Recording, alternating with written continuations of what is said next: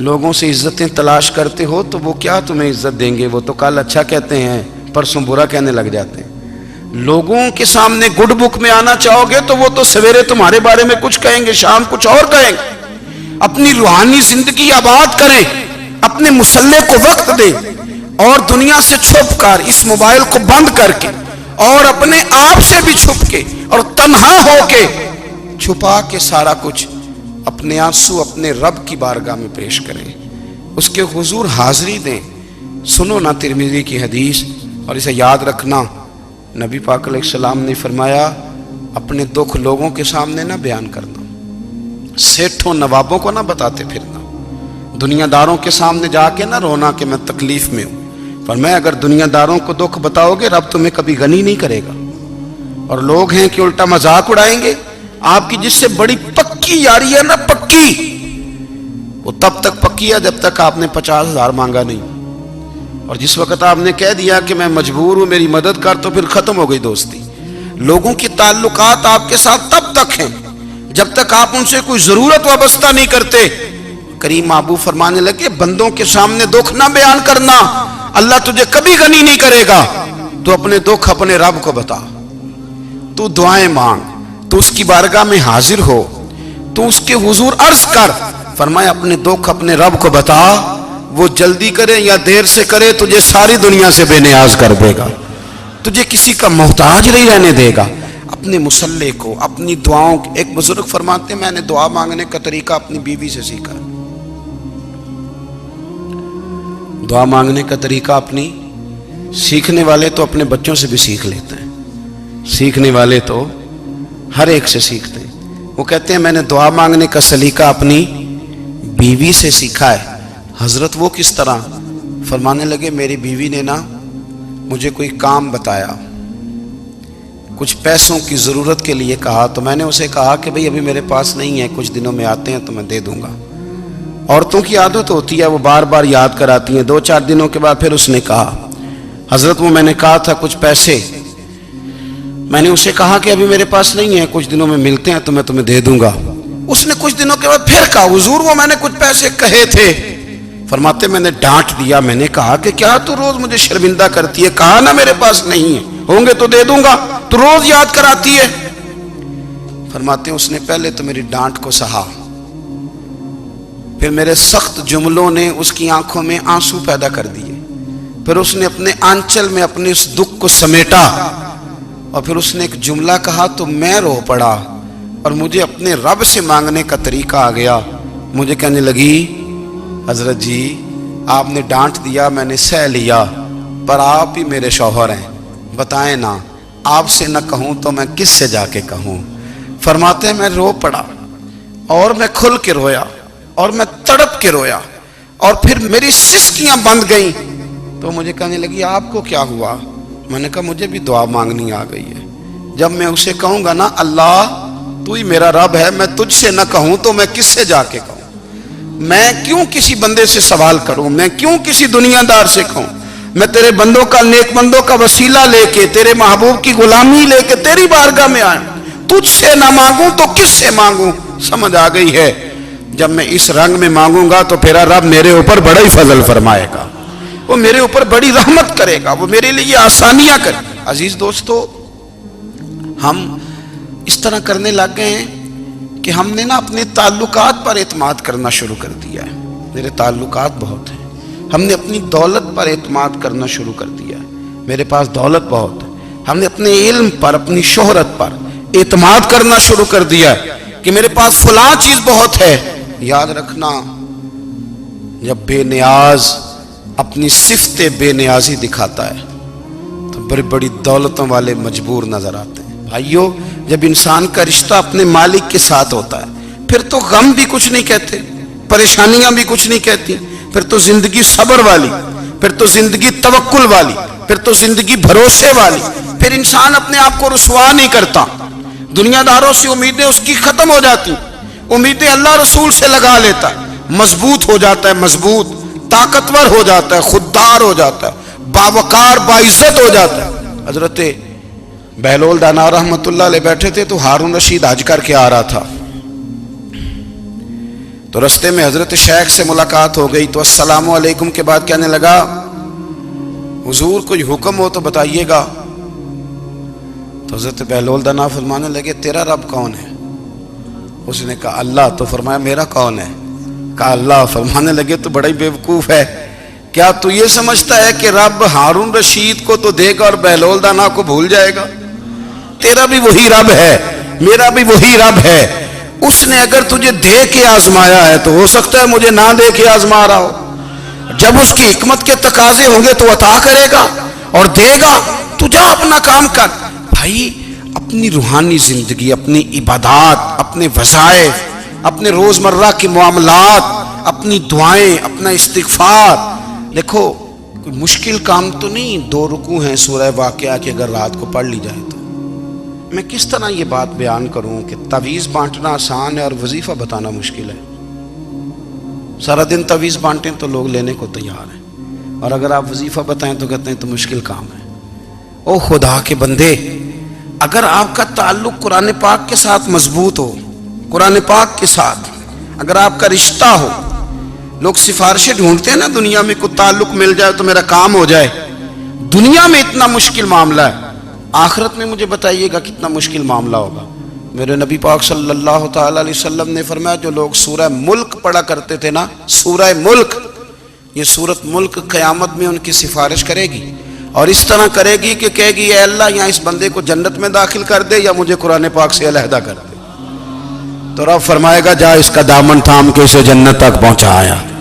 آپ بات کو سمجھیں، جب آپ کے تعلقات اپنے معاملات کے ساتھ مضبوط ہوں گے، یہ نبی کریم نے وعدہ کیا ہے کہ تو سورت واقعہ پڑھ تیرے گھر میں فاقہ نہیں آئے گا. حضرت عبداللہ ابن مسعود رضی اللہ تعالیٰ عنہ بیمار تھے تو حضرت عثمان غنی رضی اللہ تعالیٰ عنہ تیمارداری کے لیے تشریف لے گئے اور جا کر کے کہا کہ آپ بڑے بیمار ہیں، آپ کی بیٹیاں زیادہ ہیں، میں چاہتا ہوں کہ خزانے میں سے کچھ مدد کروں.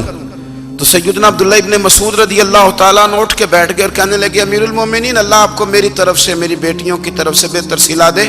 میری بیٹیوں کو کسی خزانے کی ضرورت نہیں، میں نے انہیں خزانہ دے دیا ہے. کہا جناب آپ نے کون سا خزانہ دیا ہے، میں آپ کے مالی معاملات کو جانتا ہوں. تو فرمانے لگے امیر المومنین، میرے نبی کریم نے فرمایا ہے جو سورت واقعہ پڑھے اسے کبھی فاقہ نہیں آتا. میں نے بیٹیوں کو یاد کرا دی ہے، یہ خزانہ میں نے انہیں دے دیا ہے. وہ سارے والدین سنیں جو بیٹیوں کے لیے پریشان رہتے. حضرت عبداللہ ابن مسعود نصیحت کر رہے ہیں، فرمانے لگے میں نے سورت واقعہ یاد بھی کرا دی ہے، پڑھنے کی عادت بھی ڈال دی ہے. حضور نے فرمایا ہے جو سورت واقعہ پڑھے اسے فاقہ نہیں آتا. کہنے لگے چاند تو اپنی جگہ چھوڑ سکتا ہے، سورج گر سکتا ہے، تارے ٹوٹ سکتے ہیں، پر مدینے والے رسول کی بات غلط نہیں ہو سکتی. حضور نے فرمایا فاقہ نہیں آئے گا تو انشاءاللہ کبھی بھی نہیں آئے گا. کرنے کا کام یہ ہے کہ ہم اپنے معاملات، اپنی عبادات، اپنی دعائیں،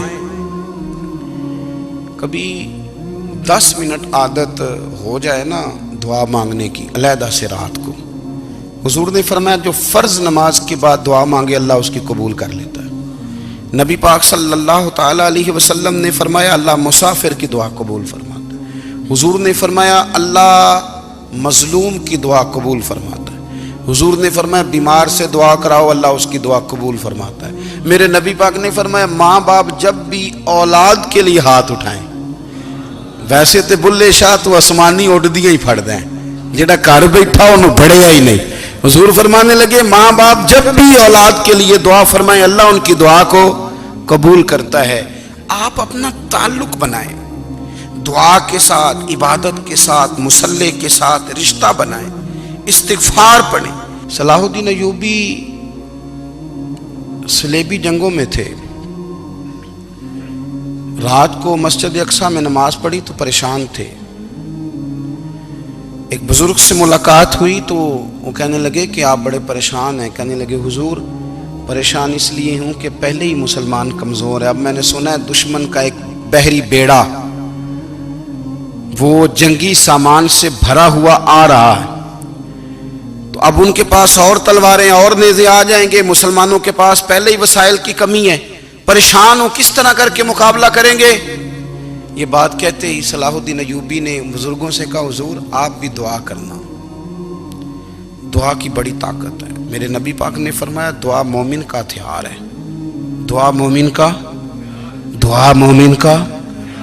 حضور نے فرمایا تقدیر کو سوائے دعا کے کوئی چیز نہیں بدل سکتی، دعا مومن کا ہتھیار ہے، یہ کافر کے پاس کوئی نہیں، یہ ہتھیار ہے مومن کا۔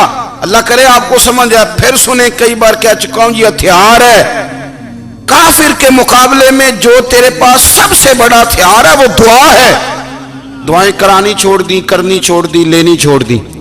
حضرت سیدنا انس بن مالک رضی اللہ تعالیٰ عنہ فرمایا کرتے تھے، میں نے وہ رنگ دیکھا ہے جب حضور دعا مانگتے تھے اور حضور کی مقدس آنکھوں میں آنسو بھی ساتھ ہی بہا کرتے تھے، میں نے وہ انداز دیکھا ہے۔ تو صلاح الدین ایوبی بزرگ سے کہنے لگے آپ بھی دعا کیجیے، اور خود رونے لگے اور سر سجدے میں رکھ کے رونے لگے، اور عشاء سے لے کر فجر تک روئے، خوب روئے۔ صبح وہ بزرگ آئے تو صلاح الدین ایوبی کا خوبصورت اور ہنستا ہوا چہرہ دیکھا، کہنے لگے آپ بڑے خوش ہیں، رات تو میں نے بڑے روتے ہوئے دیکھا تھا۔ تو کہنے لگے حضور وہ جو بحری بیڑا آ رہا تھا نا وہ پانی میں ڈوب گیا ہے، اب وہ نہیں آ رہا، ابھی خبر آئی ہے تو میں بڑا خوش ہوں۔ بزرگ کہنے لگے اٹھ سینے سے لگ اور سن ایک بات، وہ بحری بیڑا پانی میں نہیں ڈوبا، وہ تیرے آنسوؤں میں ڈوب گیا ہے۔ وہ جو تو رات رویا ہے نا رب کریم کی بارگاہ میں تو وہ ڈوب گیا ہے۔ حضرت عائشہ صدیقہ رضی اللہ تعالیٰ عنہ فرماتی ہیں ایک عورت تھی اور اسے نبی پاک صلی اللہ تعالیٰ علیہ وسلم نے نا وہ کلمہ پڑھ کے مسلمان ہوئی، مدینہ طیبہ آ گئی تو حضور نے مسجد نبوی شریف میں اس کے لیے مکان، ایک سادہ سا کمرہ ساتھ مسجد کے بنوا دیا، وہیں رہنے لگی۔ اکثر وہ سیدہ طیبہ کے پاس آتی تو حضرت عائشہ صدیقہ رضی اللہ تعالیٰ عنہ فرماتی ہیں وہ بڑی باتیں سناتی اور آخر میں کہتی وہ ہار والا دن بھی بڑا عجیب دن تھا اور میرے رب کی قدرتوں کا دن تھا، وہ بھی بڑا عجیب دن تھا۔ سیدہ عائشہ صدیقہ رضی اللہ تعالیٰ عنہ ایک دن فرمانے لگی کہ تو ہار والے دن کا بڑا ذکر کرتی ہے، وہ کیا دن تھا؟ تو خاتون کہنے لگی اماں جی وہ دن تھا جب میرے رب پر بھروسہ اور مضبوط ہو گیا، جس دن میرا اپنے رب پر توکل اور بڑھا، میرے ایمان میں یقین میں اور پختگی آئی۔ کہنے لگی میں ایک گھر کی کنیز تھی، نوکرانی تھی، اس گھر میں ایک بچی تھی جس کے پاس سونے چاندی ہیرے جواہرات کا ہار تھا۔ اس زمانے میں نا چمڑے کے اوپر لوگ ہیرے جواہرات لگاتے تھے، کئی دفعہ سرخ رنگ کے چمڑے پہ لگائے جاتے تھے، وہ بچی پہنتی تھی۔ تو کہتی ہیں وہ بچی کے اس نے اتار کے رکھا یا اس سے گرا وہ ہار تو چیل اسے اٹھا کے لے گئی گوشت سمجھ کے اور میرے سامنے اٹھا کے لے گئی۔ گھر والوں نے مجھ سے پوچھا، یہ بخاری میں موجود ہے، گھر والوں نے پوچھا مجھ سے کہ وہ ہار کہاں ہے تو میں نے کہا چیل اٹھا کے لے گئی۔ گھر میں کچھ چوری ہو جائے تو سب سے پہلا الزام کس پہ لگتا ہے؟ ملازمین پہ۔ کہتے انہوں نے مجھے بڑا مارا، بڑی تکلیف تھی، حتیٰ کہ میری شرمگاہ تک کی تلاشی لی، میری عزت اتنی خراب کی میں بتا نہیں سکتی۔ میں نے اپنی زندگی میں ایک واقعہ دیکھا، ایک امیر گھر میں چوری ہو گئی، ملازم کو اتنا مارا کہ وہ چارپائی پہ پڑ گیا، پولیس والوں سے اتنی مار پروائی گئی کہ وہ بیچارہ چارپائی پہ پڑ گیا، اور پھر وہ اتنا بیمار ہوا اور کچھ دنوں کے بعد پتہ چل گیا کہ چور تو اپنا بیٹا ہے ان کا، پھر اس کا انتقال ہو گیا۔ اب وہ سیٹھ صاحب اور گھر والے آ کے نا مرنے والے کے کان میں معافیاں مانگ رہے ہیں، کان میں۔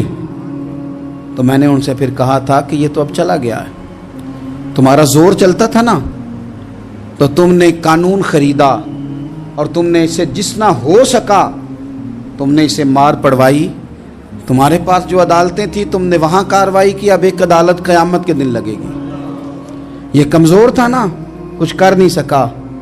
میرے نبی پاک صلی اللہ علیہ وسلم نے فرمایا سن لو، اگر سینگ والی بکری نے بغیر سینگ والی بکری کو تکلیف دی ہوگی نا تو قیامت کے دن اسے بھی بدلہ دینا پڑے گا کہ تیرے پاس سینگ تھے اور تو نے اسے مارا تھا۔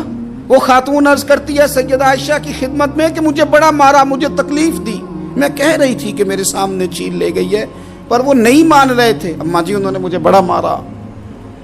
حضرت عائشہ صدیقہ کہتی ہیں پھر کیا ہوا؟ کہنے لگی اماں جی جب کوئی میرا مددگار نہ رہا، مجھے تکلیف دے رہے تھے، رسوا کر رہے تھے، تو میں نے اپنے رب سے مدد چاہی، میرے رب کی طرف میں نے توجہ کی، میں نے کہا مالک اب تو ہی میرا مددگار ہے، कहती है वो मुझे मार रहे थे तो वो चील जो हार ले गई थी वही लेके वापस आ गई, और हमारे सरों के करीब ला के उसने जब उस हार को फेंका, वो मुझे छोड़ के साइड पे हुए, वो मेरी बेगुनाही जान गए। लेकिन आपको बताऊं, उस दिन से मेरा अपने रब पर यकीन और बढ़ गया। मुझे समझ आ गई कि जब इंसान पूरा टूट जाता है और जब कोई चारों जानिब उसका मददगार नहीं होता, तो रब तो होता है ना, अल्लाह तो उसका मददगार होता है ना, वो तो फिर अपने उस बंदे की मदद करता है ना, फिर वो तो तवानाई देता है ना, वो तन्हा नहीं छोड़ता, वो तो आंसुओं वालों के आंसुओं पे बड़ा करम फरमाता है, वो तो कसम पुरसी में आ जाता है, उसकी रहमत बढ़ के इस्तकबाल कर लेती। ओ मेरी मिल्लत के जवानों, मज़ा नहीं आ जाता जब सारी दुनिया सोई हो, सारी दुनिया, और बिस्तर भी गर्म हो और नींद भी पूरा गलबा कर रही हो, और अचानक घंटी बजे दिमाग में, आंख खुले, घड़ी पे नजर पड़े, 3:30-4 बजे का पैगाम घड़ी बताए, और कोई चढ़ती जवानी वाला उठ के वुजू करे, और जब वो मुसल्ला खोल के बिछाए तो मदीने वाले महबूब कहते हैं कि हर नमाज पे रब सवाब देता है, और जो उठ के तहज्जुद की नमाज पढ़े उसे देख के तो रब मुस्कुराता है, जो उसकी शान के लायक है, जो उसकी शान के लायक, वो मुस्कुराता है, खुश होता है कि मेरा बंदा तहज्जुद में उठ गया, वो मुस्कुराता है। काश हमारी सुबहें कभी अपने मालिक के नाम हो जाएं, काश के सुबह। हजरत अबुल हसन रहमतुल्लाह ताला अलैह हजरत माज इब्ने जबल रदी अल्लाह ताला अन्हु के पास बैठा करते थे। फरमाते हैं उनसे जो प्यार बढ़ा तो फिर मेरा मुसल्ले से भी बढ़ गया। ताबीएं फरमाते हैं सहाबी रसूल से मोहब्बत हुई तो जिक्र से भी हो गई, फिर दुरूद शरीफ से भी हो गई, मोहब्बत उनसे बढ़ी तो फिर अल्लाह ने मस्जिद का प्यार भी बढ़ा दिया। आप फरमाते हैं कि मेरी हर वक्त तबीयत चाहती थी कि बस अल्लाह अल्लाह करूं, बस अल्लाह अल्लाह करूं, बस ना मैं ज़रा थोड़ी जान छुड़ाऊं लोगों से, कुछ 10 मिनट मिले तो मैं कुछ 4 नफल पढ़ लूं, मैं थोड़ा सा ना बचूं लोगों से, और मुझे तस्बीह मिले तो मैं ना कुछ 400-500 दफा इस्तिगफार पढ़ूं, सुभान अल्लाह, अल्हम्दुलिल्लाह, अल्लाहु अकबर, ला हौला वला कुव्वता इल्ला बिल्लाह, मैं ना तस्बीहात पढ़ूं। फरमाते हैं कि बच्चे थे घर में 6-7, गुर्बत थी, काम मिलता कोई नहीं था, और मैं काम चोर नहीं था, काम ढूंढता था, पर अल्लाह की कुदरत के काम नहीं मिलता था। फरमाते हैं कि मैंने एक दिन अपनी अहलिया से कहा कि आज मैं फिर जाता हूँ काम ढूंढने, तो मेरी बीवी बड़ी फर्मा बरदार थी, पर उस दिन ना गुर्बत के हाथों तंग आके कहने लगी, आज नाना कोई तू चीज़ लेके आया, तो मुझसे बच्चों की भूख नहीं देखी जाती है, सब रोगां दा रोग मुहम्मद जिसदा नाम गरीबी, कंड बुला के लंघ जाते नहीं दोस्त यार करीबी, आज ना कुछ लेके आया तो मैं बच्चे लेके मेके चली जाऊंगी। शेख फरमाते हैं कि मैं बड़ा परेशान घर से निकला, पर मैंने सुबह से लेके जोर तक काम ढूंढा, काम मिला कोई नहीं, तो मेरे दिल में ख्याल आया चलो काम नहीं मिलता तो अल्लाह अल्लाह तो करे ना, चलो बंदों की मजदूरी नहीं मिलती तो रब करीम की इबादत ही करते हैं। फरमाते हैं कि मैंने ना फुरात के पानी से वुजू किया, नहर के, शदीद धूप थी, साथ रेत थी और रेत तप रही थी, मैंने अपना रुमाल वहीं मुसल्ला के तौर पर बिछा लिया, और फरमाते हैं कि जोर से लेकर असर तक नमाज पढ़ी, धूप भी पूरे जोर पे, पर मेरे सजदे का ज़ौक़ भी पूरे जोर पे। फरमाते हैं सूरज भी चमक रहा है और रब की इबादत का ज़ौक़ भी पूरे जोर पे, मैं सजदा करूं तो फिर मेरा उठाने को जी ना चाहे।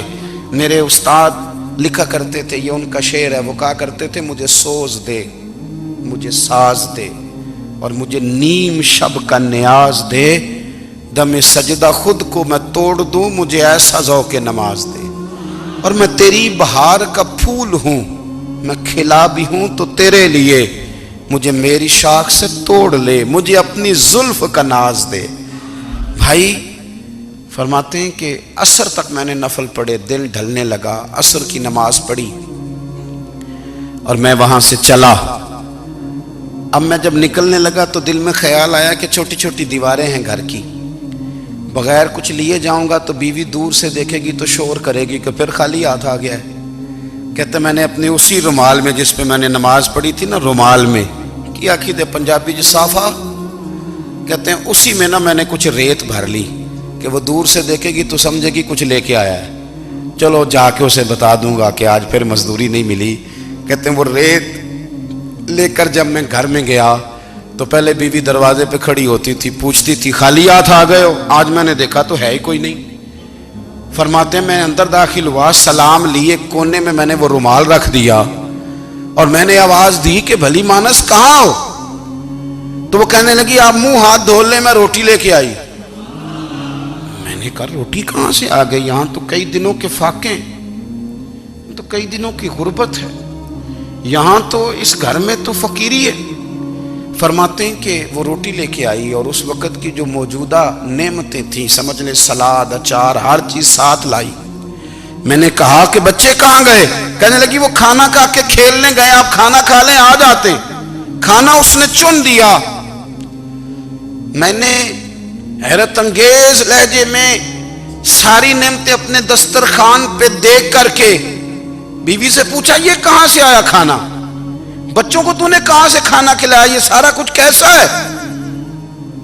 तो कहने लगी पता नहीं आज आप किस करीम की मजदूरी करने चले गए थे, पता नहीं किस करीम की, मेरे घर में तो इतनी नेमतें आई हैं कि मुझसे संभाली नहीं जा रही, इतना अनाज है, इतना गंदुम है, किस करीम के दरवाजे आज चले गए थे? ये कहते कहते वो उठी और उठ करके कहने लगी पहले बड़ा कुछ आया था, अब क्या ले आए हो? और जा करके ना उसने वो रेत वाला रुमाल खोला। कहने लगे मैं तो लेके आया था रेत, तो मेरे रब ने उसे भी सोने और हीरे बना दिया था।